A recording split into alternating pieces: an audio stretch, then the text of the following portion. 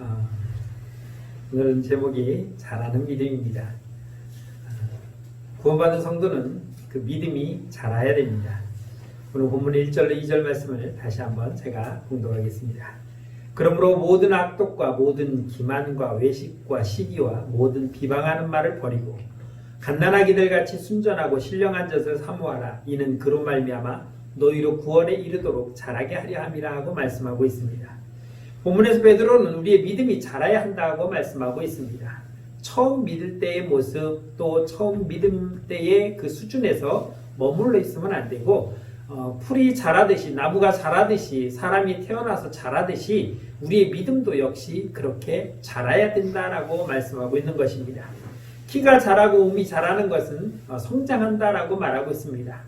키가 자라는 것을 보고 몸이 자라는 것을 보고 우리가 그것을 쟤는 왜 이렇게 안 자라? 왜 이렇게 안 커? 이렇게 말하지 않을 겁니다. 아이들을 보면은 정말 하루가 다르게 쑥쑥 커가는 모습을 보면은 그 아이가 잘 자라고 있다는 것을 보여줍니다. 예수 그리스도를 믿는 믿음임에는 틀림이 없습니다. 그래서 믿고 있는 우리들은 구원받았다는 사실을 가지고 살아가고 있습니다. 그렇다면 구원받으면 그것으로 끝이냐? 그것이 아니라 구원받은 그 순간부터 우리는 제대로 된 믿음이 성장하며 자라야 된다는 것입니다. 여러분들이 아이를 낳으셔서 아시겠지만 아이를 낳아놓으면 다 끝난 겁니까? 내가 널 낳았으니 지금부터 네가 알아서 크든지 말든지 네 혼자 스스로 지금부터 살거라 이렇게 내던지진 않잖아요.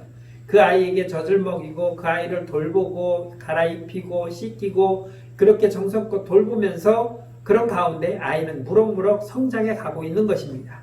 주님은 우리를 죄에서 구원하시고 그대로 이제부터는 구원했으니 너는 끝이다 라고 하신 것이 아니라 우리에게 젖과 꿀을 먹이시면서 우리에게 믿음으로 자라도록 모든 것을 다 제공해 주십니다. 은혜를 베푸시고 때에 따라 이동할 양식을 주시면서 모든 사탄과 모든 악한 것들로부터 우리를 지켜주시고 보호하시면서 내가 아무런 지장 없이 믿음으로 든든히 자라갈 수 있도록 우리를 잘 돌보고 있습니다. 그렇다면 그렇게 구원받은 우리는 어떻게 해야 되겠습니까? 믿음으로 잘 자라가야 되는 것입니다. 기껏 낳아놨는데 얘가 1살이 되고 2살이 되고 3살이 지났는데도 아직도 뒤집지 못하고 아직도 누워있고 아직도 대소변을 못 가리고 있다면 언젠가 크겠지. 언젠간 가리겠지. 이렇게 그냥 마냥 바라보고만 있겠습니까? 우리는 그런 상태를 보면은 얘가 지금 정상이 아니라는 사실을 깨닫게 되고 이것을 고치기 위해서 이것을 바로잡기 위해서 얘가 정상적으로 잘 자라도록 하기 위해서 뭔가 특별한 조치를 해야 될 것입니다. 그렇지 않으면 그 아이는 자라지 않기 때문입니다. 우리가 예수 믿고 구원받아서 주님 앞에 나오는 것으로 끝나는 것이 아니라 나오면서 우리는 날마다 주님 앞에서 믿음으로 성장해 가야 되는 것입니다. 처음 믿었을 때의 그 모습, 그 수준, 그 상태에서 머물러 있다면 그것은 자라지 않는 것이고 뭔가 문제가 생겼다는 것입니다. 연약한 믿음이 든든한 믿음으로 어린 믿음이 장성한 분량에 이르기까지 쑥쑥 자라나는 것은 우리가 해야 할 일이고 주님은 그것을 기뻐하신다고 말씀하고 있습니다. 풀이 자라고 나무가 하늘을 향해서 꿋꿋이 자라가는 것처럼 우리도 그렇게 자라야 된다는 것입니다. 베드로는 오늘 2절에서 그것을 구원에 이르도록 자라라고 말씀하고 있는 것입니다. 구원에 이르도록 우리가 믿음으로 자라가야 된다는 것입니다. 그럼 우리가 구원받지 않았다는 건가요? 그것은 아닙니다. 우리는 구원받은 것은 분명합니다. 그러나 구원이 되는 순간부터 우리는 자라서 그 구원된 자가 온전한 모습으로 성장할 때까지 구원받은 자로 자라가라는 것을 의미해주고 있습니다. 여러분 농사를 지으셨으니까 잘 아시겠죠? 파종했다고 해서 씨앗을 뿌렸다고 해서 모내기를 했다고 해서 모종을 심었다고 해서 끝난 겁니까? 나 오이 심었어. 나 모내기 했어. 그러면 가만히 있으면은 이제 가을 되면 그냥 벼가 쏟아져 나오고 오이가 때가 되면 막 우르륵 쭉쭉 막 떨어져 나옵니까?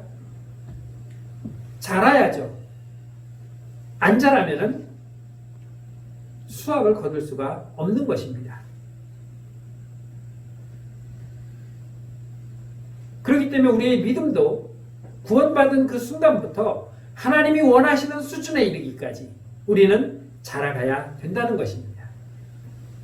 예수님이 우리를 어떻게 구원하셨습니까? 당신이 직접 십자가에 못 박혀 죽으심으로 말미암아 우리의 죄값을 다 사하셨습니다. 죄악에서 벗어날 수 없는 나를 죄악에서 벗어나게 하시고 구원받은 자로 살아갈 수 있도록 하나님이 기뻐하시는 거룩한 하나님의 자녀로 성장해 갈 수 있도록 우리를 바꾸어 놓으신 것입니다. 출애굽 사건을 보면 우리가 잘 알 수 있습니다. 하나님께서 이스라엘 백성들을 출애굽을 시키셨습니다. 모세를 통해서 그들을 홍해바다를 건너서 가나안 땅으로 인도하시기 시작했습니다. 그들이 애굽을 떠나 홍해바다를 건너는 순간 그들은 애굽과는 완전히 단절되는 상황을 의미해주고 있습니다. 왜냐하면 국경선이 홍해바다이기 때문이에요. 그래서 홍해바다 앞까지 온 것으로 말미암아 우리는 애굽에서 나왔다라고 말하는 것이 아니라 그 홍해바다를 건너므로 인해서 우리는 이제 완전히 애굽에서 나왔다라고 말할 수가 있는 것입니다. 여러분들이 비행기를 타고 제주도를 갔다고 해서 나 해외에 갔어 라고 말하지 않습니다. 예전에는 나 해외여행 갔다 왔어. 그럼 어디? 그럼 제주도. 뭐야? 해외잖아. 바다 바깥에. 이렇게 우스갯소리로 얘기했습니다. 왜? 돈 없어서 진짜 해외는 못 가니까 그냥 제주도 갔다 오면서 나 해외 갔다 왔어라고. 그러나 제주도를 갔다고 해서 마라도를 갔다고 해서 울릉도를 갔다고 해서 우리가 대한민국을 벗어난 것은 아닙니다. 홍해바다를 완전히 건너 나옴으로 말미암아 이스라엘 백성들은 완전한 애굽에서의 출애굽을 이루게 된 것입니다. 하나님은 애굽에서 그들을 온전하게 구원해 내신 것입니다. 그런데 이렇게 애굽에서 나온 하나님의 구원받은 이스라엘 백성들이 완전하게 가나안 땅에 들어갔느냐? 아닙니다. 거기는 목표로 향해서 지금 나아가고 있는 것입니다. 홍해바다를 건너므로 인해서 이제 본격적으로 우리가 가야 할 그 가나안 땅, 하나님이 예비하신 적과 꿀이 흐르는 그 땅을 향하여서 출발해 가는데 문제는 그들이 곧장 가지 않고 광야에서 40년 동안 머물렀다는 것입니다. 왜 하나님은 이스라엘 백성들을 이렇게 40년 동안 광야에서 머물게 하셨겠습니까? 그들의 처음부터 하나님이 이들을 40년 동안 광야에서 뺑뺑 돌리다가 내가 데려가야지라고 하나님은 그렇게 계획하지 않았습니다. 가데스 바냐에 도착했을 때 하나님은 각 지파에서 한 명씩 선출해서 12명을 가나안 땅을 정탐을 시켰습니다. 무려 40일 동안 그들은 가나안 땅 온 구석구석을 다 정탐하고 돌아와서 보고를 합니다. 그 보고하는 자리에서 10명이 뭐라고 말하냐면 우리는 그 땅에 들어갈 수 없다. 모세는 우리를 속였다. 우리는 갈 곳이 없다. 거기에는 이미 가나안 족속들이 살고 있으며 헐몬산에는 아낙작손이라고 족속이라고 하는 아주 큰 거인 같은 족속들이 살고 있는데 그들 앞에 우리가 섰을 때 우리는 마치 메뚜기 같은 존재로밖에 여겨질 수 없을 만큼 우리는 초라하고 연약하고 정말 형편없는 처지인데 우리가 그 땅에 들어간다는 것은 스스로 죽으러 들어가는 것이다 라고 그렇게 이야기를 합니다. 그래서 우리는 모세에게 속았고 하나님한테 속았다. 그 가나안 땅은 정말 좋은 땅이다. 적과 꿀이 흐르는 건 마찬가지. 정말 맞다. 그러면서 그들이 그곳에서 가져온 과일과 포도나무 열매를 가지고 오는데 여러분 포도 열매가 얼마나 큰지 두 사람이 작대기에다 꿰서 메고 올 정도로 그렇게 탐스럽고 커다란 포도 열매를 가지고 오면서 봐라 이게 가나안 땅에서 나오는 열매다. 얼마나 풍요롭고 좋은 땅. 그런데 우리나라 말로 말하면 그림의 떡이다. 우리는 거기 못 들어간다는 거예요. 그들은 지금 하나님의 능력과 권능을 한 번도 경험해보지 못하고 이런 말을 하는 것이 아니라 애굽 땅에서 하나님이 내리신 10가지의 재앙을 보면서 하나님이 얼마나 위대하고 하나님이 얼마나 권능 있는 분인가를 그들은 눈으로 보고 체험했던 사람들입니다. 애굽에 있는 모든 신들을 하나하나 무너뜨리면서 그 10가지의 재앙을 다 통해서 애굽에 있는 모든 신들은 하나님 앞에 절대로 위대하지 못하다는 것을 보여주셨고 그 전능하신 하나님이 우리를 애굽에서 인도해내신다고 하는 사실을 저들은 직접적으로 보고 깨닫고 느끼고 왔던 사람들입니다. 더 놀라운 것은 그들 앞에 놓여있는 그 홍해바다, 이제는 우리가 죽을 곳이 없어 이곳까지 끌고 와서 바다에 빠쳐 죽일 것이냐, 저 쫓아오는 애국 군대의 칼의 모드를 우리를 몰살시키려고 여기까지 데리고 왔느냐고 원성하는 그 순간 그들 앞에서 벌어지는 그 갈라지는 홍해바다를 그들은 건넜습니다. 여러분, 인천 앞바다 아니면은 제부도 가보셨습니까? 썰물 때에 바닷가에 가면 어떻습니까? 그 조개잡이하러 들어가면 뻘이 있어요. 발이 빠지면 안 나와요. 홍해바다가 갈라졌으니 이 뻘을 우리가 어떻게 건너가라고 원망할 틈도 없이 그들은 그냥 걸어가는데 성경이 뭐라고 말합니까? 마른 땅이라고 했어요. 지금 방금 물이 갈라져 나타난 그 땅이, 바다 밑 흙이 뻘이 아니라 마른 땅이다. 그래서 그들은 건너자마자 미리암을 줄축을 해서 춤을 추며 여호와를 찬양했습니다. 그랬던 그들이 불과 며칠 만에 정탐하고 돌아와서 하는 말이 우리는 못 간다. 다시 돌아가자. 옛날로 돌아가자는 겁니다. 여기에서 이선희가 부른 노래가 생각나죠. 아 옛날이요. 그 옛날이 좋았다는 것이죠. 그들은 지금 하나님이 인도하시는 그 가나안 땅을 바라보며 나가면서 자꾸 뒤돌아보며 아 옛날이요, 애굽이 좋았고 애굽이 괜찮았고 애굽에서 살만했고 하고 자꾸 뒤를 돌아보고 있다는 것입니다. 먹을 게 없으면 애굽에서는 먹을 게 있었는데, 고기가 없으면 애굽에서는 고기를 먹고 살았는데, 물이 없으면 애굽에서는 물을 실컷 먹고 살았는데 하면서 문제가 생길 때마다 그들은 날마다 무엇을 생각하냐면 애굽을 생각하고 있다는 겁니다. 무슨 말이냐면 구원받은 하나님의 백성들은 이제 하나님이 나를 구원하셨으니 하나님이 말씀하시는 대로 그 말씀대로 나는 하나님이 주시는 영과 그리고 은혜를 맛보며 영의 양식으로 이제 자라가야 하는 그 순간에 아 전에 먹던 보리밥이 생각나는데, 아 전에 먹던 그 풀빵이 생각나는데 하면서 자꾸 뒤의 것을 바라보고 있다는 겁니다. 그건 우리에게 양식이 되질 않아요. 우리가 먹어야 할 양식은 이제부터는 영의 양식인데 자꾸 예전처럼 육의 양식만을 쫓아가려고 하니 문제는 내 자신이 자라려고 하지 않는다는 겁니다. 여러분, 제가 여러분들 쫓아다니면서 집사님, 권사님, 장로님 제발 믿음 좀 자라지 마세요. 제발 믿음 좀 멈추세요 라고 제가 얘기한 적이 있으니까 어떻게 하면 좀 믿음 좀 잘하세요. 이렇게 말하면 좀 잘할까, 저렇게 말하면 잘할까, 또 이렇게 말하면 또 시험 들어서 또 삐질까, 온갖 고민하고 걱정하고 이 단어 쓸까 저 단어 쓸까, 이렇게 말할까 말까 고민하고 정말 그래가면서 이야기하고 어떻게 하면 믿음이 자랄 수 있을까 막 격려하고 도와주려고 애를 쓰는데 됐어요. 내가 안 먹는 거예요. 그러니 내가 잘할 수 있습니까? 하나님은 우리를 구원하시고 하나님의 백성으로 이제 삼으셔서 하나님의 나라의 백성으로 자라게 하려고 하시는데 나는 자라기 싫다는 거예요.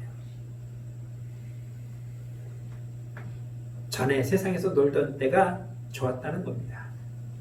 조금 힘들었지만 종살이 할 때가 편했고, 조금 어려웠지만 그래도 깡부리만 먹고 살았지만 그래도 옛날이 좋았고, 입을 게 마땅치 않아서 무릎팍에 그냥 빨간 천 하나 뚝 갖다 대고 엉덩이에 파란 천 갖다 대고 꼬매서 입고 다닐 때가 그래도 그때가 좋았다고 그렇게 얘기하고 있는 거예요. 그래서 얼마나 좋으면 청바지도 찢어 입고 다니고 멀쩡한 옷 찢어 나오고. 어제 제가 그 신발 가게를 갔는데요, 중고 신발이 나와 있더라. 새 신발을 파는데 중고 신발이, 그래서 뭐 여기 중고도 판다. 요 요즘 이렇게 나와요. 그래. 흔 것처럼 나와요. 때를 묻히고 막 갈아가지고 하얀색에 막 시커멓게 막 갈아가지고 색깔이 변해서 한 열 몇 달 신은 신발 같은, 근데 그게 딱 진열이 돼 있어서 야, 뭐 여기는 중고도 판다. 그래. 새 거래요. 우리는 자꾸 옛날을 뒤돌아보면서 과거의 세상에서 살던 그 모습을 기억하면서 어떻게 하면 그리 다시 돌아갈 수 있을까를 호시탐탐 노리다 보니까 주님 앞으로 한 걸음 한 걸음 나아가지 못하고 멈춰 있는 겁니다. 구원은 받았는데, 아기가 태어는 났는데 1년이 되고 5년이 되고 10년이 됐는데도 아직도 누워서 젖병만 빨고 있는 그런 모습으로 있다는 것입니다. 아직도 옛날 생각, 아직도 옛날처럼 살아가는 방식, 아직도 세상에서 놀던 그 노름, 그런 것들을 생각하고 그런 것들을 의지하고 그런 것들로 돌아가려고 하니까 하나님 앞에 나아갈 수가 없는 겁니다. 결국 이스라엘 백성들은 그 가데스 바네아에서 우리는 못 들어간다라고 주저앉는 바람에, 그러면 못 들어간다고 하는 너희들은 들어가지 마라. 그러나 여호수아와 갈렙은 아니다. 우리는 들어갈 수 있다. 하나님이 우리와 함께 하시면 그들은 우리의 밥이다. 그러니 우리는 가자 라고 외쳤던 여호수아와 갈렙만 들어가고 나머지는 다 가지 마라. 그래서 40년 동안 만 20세 이상 성인들은 그 광야에서 다 죽었습니다. 그리고 20세 미만의 아이들이 자라서 19살이 가나안 땅 들어갈 때 몇 살이었겠어요? 59.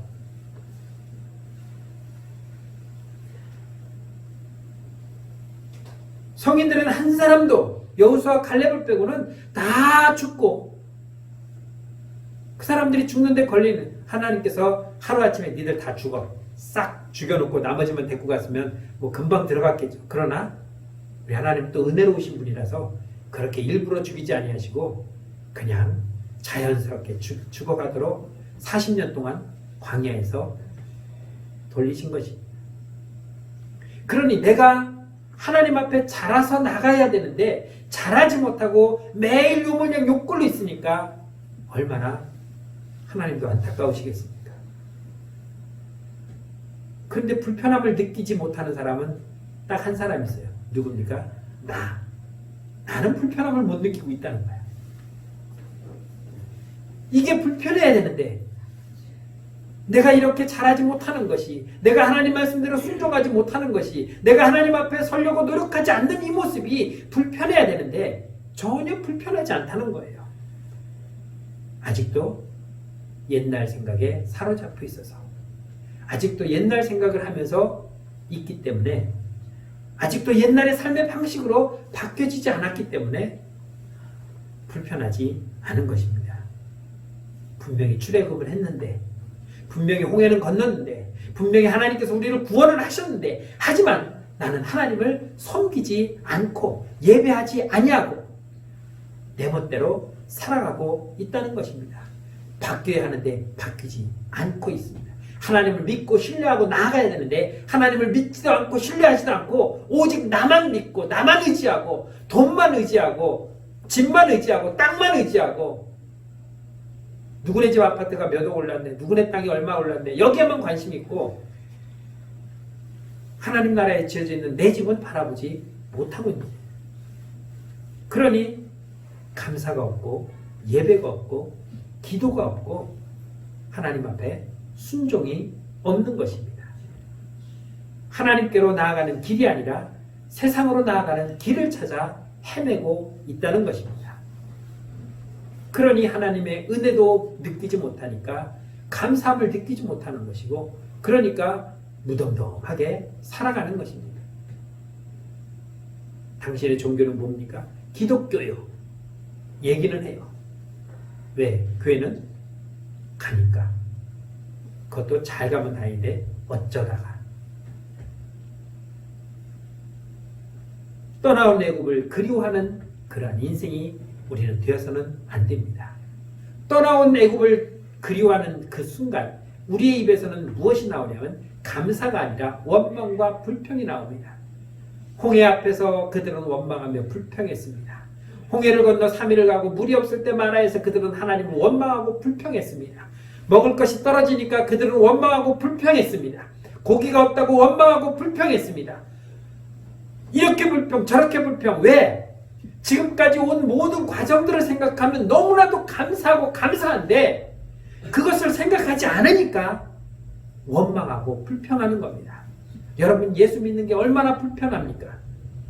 오늘 같은 날 날씨도 좋은데 단풍놀이 가면 참 좋은데 아유, 왜 하나님은 이렇게 1년에 4번만 드리라고 하지 매주마다 나오래 갖고 계속 오늘 어디로 단풍놀이 가는데 계속 이번에 뭐 어디 해외여행 가는데 이놈의 주일이 껴가지고 이놈의 주일이에요. 이놈의 주일은 누가 만들었나? 그러니 원망이 나오고 불평이 나오는 거예요. 마치 내가 구원받지 못한 사람처럼.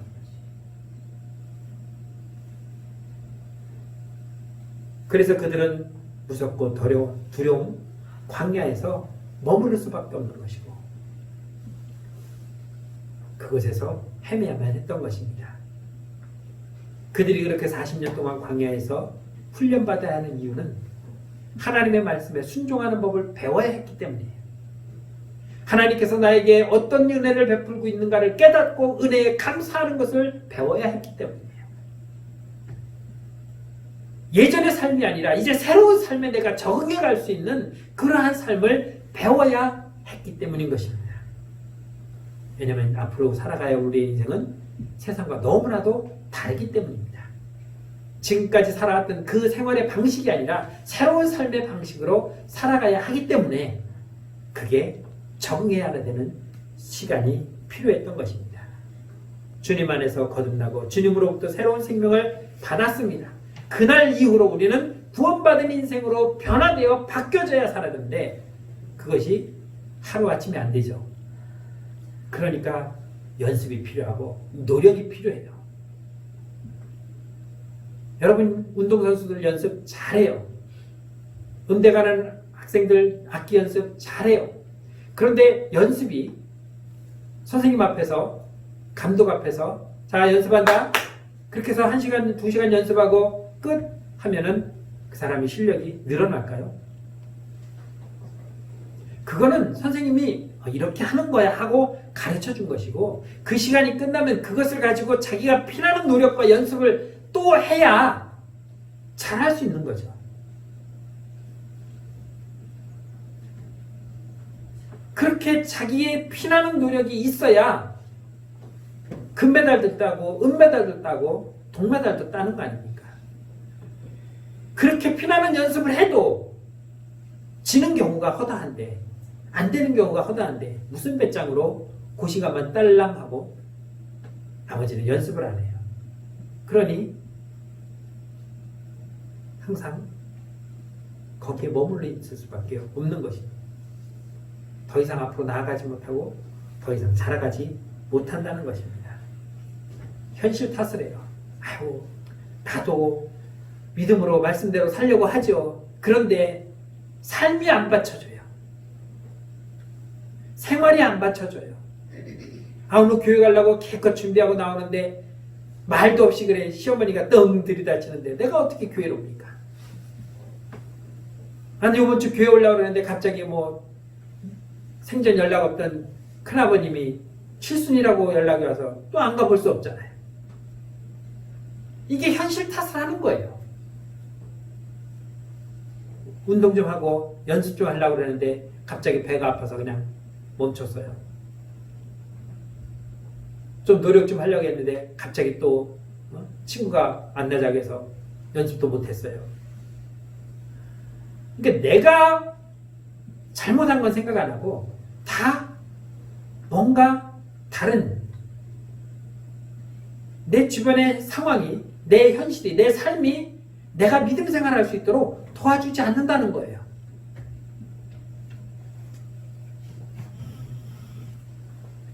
바뀌었으면 바뀐 대로 살아야 됩니다.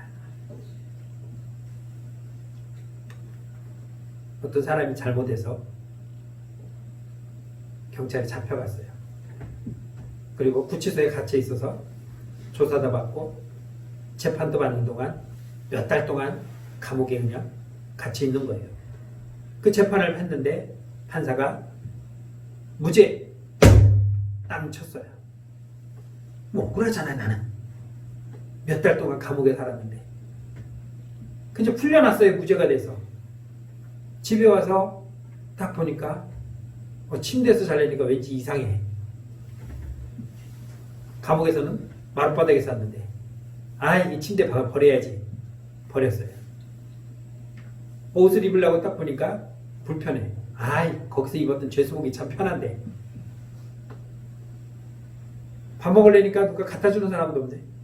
거기 있으면은 그 우리가 흔히 하는 말로 콩밥이 딱 그냥 배식이 돼서 그냥 먹고 딱 놓으면 그냥 가져가는데 그 콩밥이 맛있는데 그런다고 다시 가가지고 저 여기서 살면 안 돼요 하고 구치소에 찾아가면은 뭐라고 하겠습니까?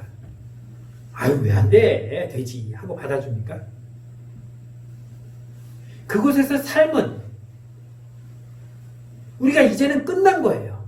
왜? 나는 무죄로 풀려났기 때문에 그곳에서처럼 그렇게 살 필요도 없고 그곳에서처럼 죄수복을 입을 필요도 없고 그곳에서처럼 6시면 일어나고 10시면 잠자야 되는 그리고 거기에서 시키는 대로 그냥 규율대로 딱딱 지키면서 살아가는 그러한 삶의 패턴이 아니라 이제는 내가 만든 내가 원하는 내가 하고 싶은 대로 살아가는 삶으로 바뀌어져야 되는 거예요.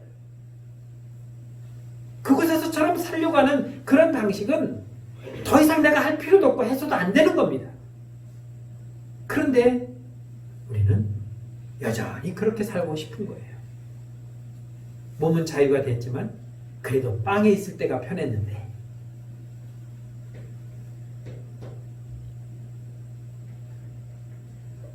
여러분 옷도 늘 편한 옷만 입죠.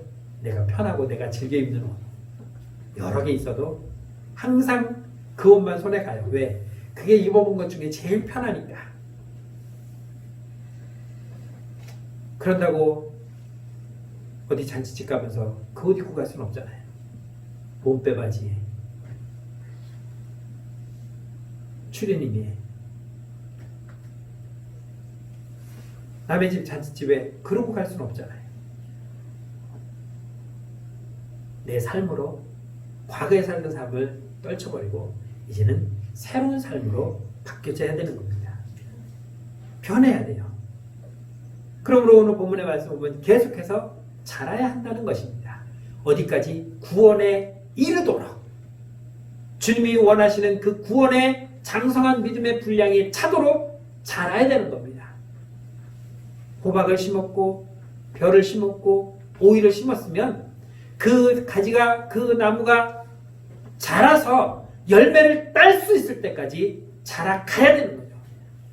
성령의 열매를 맺어서 주님이 원하실 때 너 무엇을 열었느냐라고 했을 때 제가 이러한 열매를 열었습니다 하고 가지고 나올 수 있을 정도로 자라야 되는 거죠. 제가 좀 자라려고 했는데요. 항상 그때 또 꽃샘추위가 와서 못 자랐어요. 지금 자라려고 했는데요. 장마가 와서 못 자랐어요. 그러다 물러갖고 그냥 죽었어요. 그래서 저는 오이도 못 맺고 호박도 못 열고 벼 이삭도 못 맺었어요. 이것이 아니라 자라야 됩니다. 하나님이 원하시는 그 기준에 이르도록 우리는 자라가야 되는 것입니다. 이것을 뭐라고 말하냐면 성화, 거룩해져 가는 과정이라고 말하는 것입니다. 주님 앞에 내어놓을 그 때까지 나는 날마다 변하고 날마다 거룩해지고 날마다 하나님이 기뻐하시는 장성한 분량에 이르도록 믿음이 자라가는 것, 변해가는 것, 이것이 성화인 것입니다.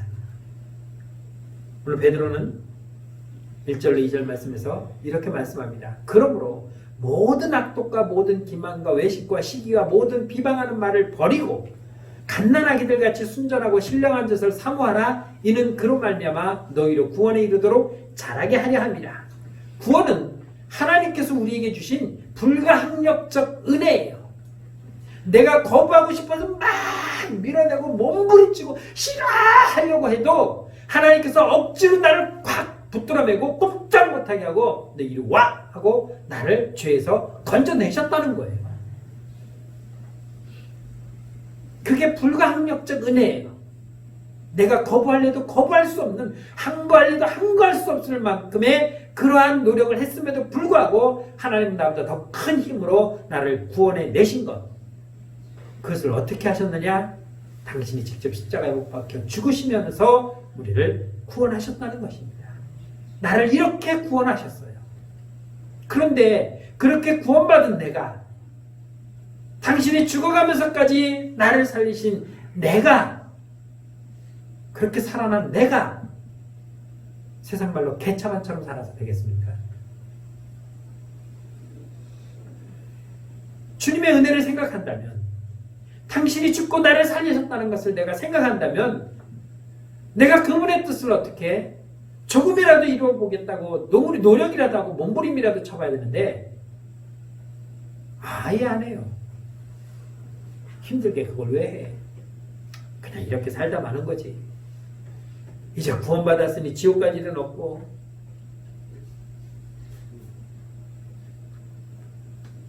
여러분, 그건 우리가 참 큰 믿음이에요. 가봐야 알죠. 하지만 우리는 분명한 것은 내 안에 주님이 계시고 그 주님이 나에게 그 은혜를 깨닫게 하셨다는 거예요. 그렇다면, 깨달았으면 바뀌어야 되는데, 나는 이제 구원받았어. 우리 열심히 주님을 섬기며 말씀대로 살아야지 라고 결단은 하는데 행동이 나오지 않는 겁니다. 그래서 우리가 믿음이 자라기 위해서는 두 가지가 필요한데, 첫째는 버리는 것입니다. 버리는 거예요. 둘째는 사모하는 것입니다. 버리고 사모할 때에 우리의 믿음은 자라게 되어 있습니다. 무엇을 버려야 되는지, 무엇을 사모해야 되는지는 다음 주에 계속하겠습니다. 기도하겠습니다. 참 좋으신 하나님, 은혜를 감사합니다. 죄악 가운데서 우리를 구원하시고 우리를 하나님의 자녀 삼아 주셨는데, 우리가 믿음으로 자라지 못하고 여전히 세상을 바라보고 여전히 세상처럼 살아가고 여전히 세상에서 하던 그 모습, 그 행동을 되풀이하려고 하는 이 어리석음을 주님 용서하여 주시고, 정말 철저하게 세상에 과거에 있던 모든 것들을 버리고 주님의 말씀을 사모하고 믿음으로 자라는 성도들이 되게 하여 주옵소서. 예수님의 이름으로 감사하며 기도드렸습니다. 아멘.